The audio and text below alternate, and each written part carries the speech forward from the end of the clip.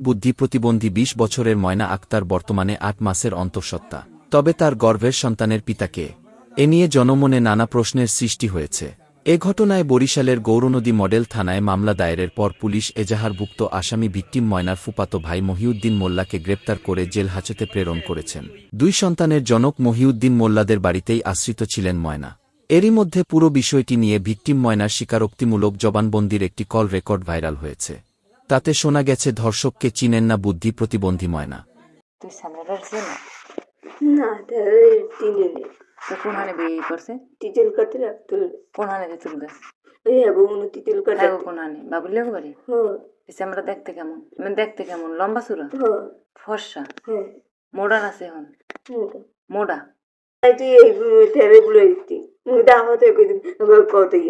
তো তুই প্রায় আফাদারে কইতে টিনি জাফা এরম এরম আমার লগে আইসে এরম করছে পরের দিন আর তোর আফাই যাই পলাই পলাই যাই ঠাইছে ধরতে ছেলে বাড়িও কয় না বাবার নামে কয় না কোনো কিছুই কয় না তুই নাম বলে দিন নাম্বার দেয় না কি আয়সা কি এখন কথা কয় হয়েছে আমরা লড়ে কয় না ওর মোবাইলে আছি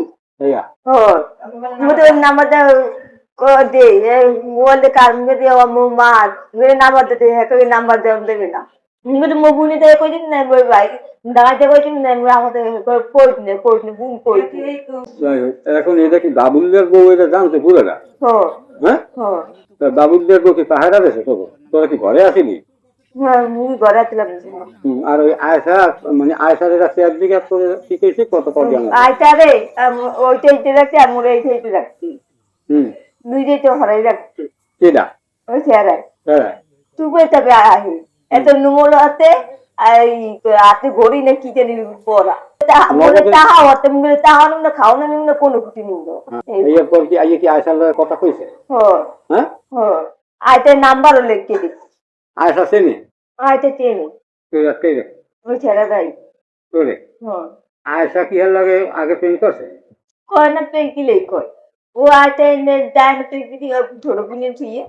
বরিশালের বাবুগঞ্জ উপজেলার চরহগোলপাতিয়া গ্রামের মৃত মন্টু আকনের ছেলে তৃতীয় লিঙ্গের মানুষ হিসেবে দাবি করে ময়নার ভাই সিরাজুল ইসলাম বাদী হয়ে থানায় মামলা দায়ের করেছেন।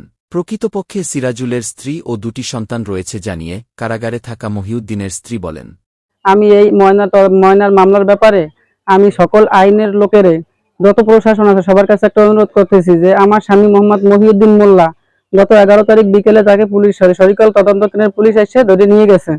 আমার স্বামীর ব্যাপারে কিছু জানে না, নির্দোষ। আমার স্বামী দোষী হয় প্রকৃত বিচার হোক তার। ধরে নেওয়ার পর রাত্র 11টার সময় অনুমান 11টার সময় সিরাজুল আমার ফোন দিয়েছে বাদী সিরাজুল যে আমি তোমরা এই যে ঝামেলায় জড়াইছো ঝামেলায় জড়াবা না, যদি 5 লাখ টাকা কুদ্দুস মোল্লা ব্যবস্থা করতে পারে তাহলে আমরা জানাও। আমার এই কথাটা বলছে তাহলে আমার স্বামী দোষী হয় তারা বিচার হোক, আর বিনা কারণে কেন টাকা চাইছে আমি এটারও বিচার চাই আদালতের কাছে। আর সে তৃতীয় লিঙ্গের লোক, সে দাবি করে যে আমি তৃতীয় লিঙ্গের লোক, কিন্তু সে আমার দেব তার 2টা বাচ্চা আসে সে তৃতীয় লিঙ্গের লোক কিভাবে হয়? আমি এটাও সবার কাছে অনুরোধ করি এটা তদন্ত করার জন্য, সেটা সঠিক বিচার করার জন্য।